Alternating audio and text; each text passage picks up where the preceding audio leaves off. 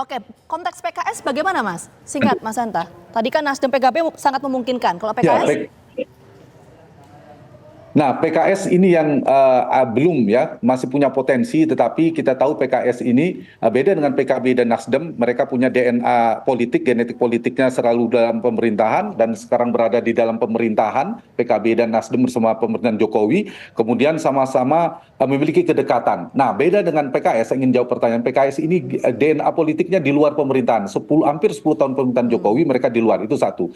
Yang kedua, mereka juga punya pengalaman yang cukup lama ya, seperti saya katakan tadi, DNA politiknya dan garis basis pemilihnya, konstituennya itu lebih cenderung mengendaki di luar pemerintahan. Tetapi ini beda dengan era Pak Jokowi. Hari ini presidennya Prabowo ke depan itu. Dan hubungan Prabowo dan PKS itu cukup dekat. Di saat yang sama kita tahu tidak ada faktor PDI Perjuangan, variabel yang paling tidak misalnya menolak kehadiran PKS. Jadi untuk kali ini PKS memiliki potensi. Dan posisi PKS menurut saya pada posisi menunggu. Kalau diajak, saya menduga sulit bagi PKS untuk tidak menerima tawaran rayuan bergabung ke dalam koalisi. Tinggal dari sisi Pak Prabowo akan meletakkan PKS memperkuat, memperbesar semakin kebesaran koalisi atau komunikasi tetap jalan dengan PKS, tapi PKS tetap di luar pemerintahan untuk mengimbangi pemerintahan ke depan bersama PD Perjuangan misalnya. Mas Hanta Yuda, apa yang membuat Mas Hanta yakin sekali PKS ini susah dibujuk oleh Prabowo untuk bergabung ke pemerintahan dibandingkan PKB yang cair?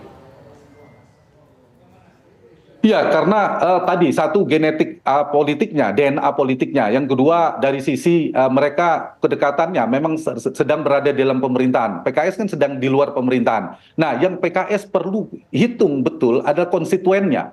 Mereka berpotensi ditinggal oleh konstituennya cukup besar. Karena basis konstituen PKS itu paling ekstrim, berada sangat jauh dalam kontestasi Pilpres berhadapan dengan Prabowo, apalagi dengan Pak Jokowi. Itu konstituen PKS sangat jauh, sangat diametral, dan itu menyebabkan bisa jadi kekecewaan. Itu yang mungkin menjadi pertimbangan PKS. Tapi untuk kali ini menurut saya tidak menutup kemungkinan. Masih ada kemungkinan celah di mana PKS juga akhirnya akan bergabung dalam pemerintahan. Meskipun harapan saya PKS berada di luar pemerintahan untuk mengimbangi demokrasi kita supaya sehat. Tapi menurut saya betul bahwa PKS tidak rutenya tidak sependek, tidak semulus PKB dan Partai Nasdem kalau ingin bergabung ke Pak Prabowo. Kita lihat ada pertemuan prakondisi, pertemuan permulaan jembatan kalau kita baca kemarin Pak Surya Paloh Nasdem itu bertemu dengan PKS. Kita tidak tahu, barangkali juga bicara kemungkinan seluruh 01 ingin bergabung ke